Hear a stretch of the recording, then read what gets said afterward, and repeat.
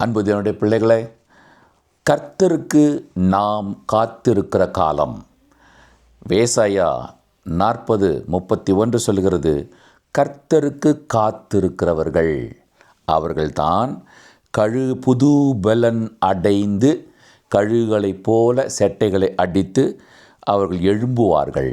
நீங்கள் பார்த்தீங்கன்னா வேதத்தில் ஏனோக்கு 300 வருஷம் ஆண்டவரோடு கூடவே அவரோடு கூட காத்திருந்து அவரோடு கூட சஞ்சரித்து கொண்டிருந்தான்.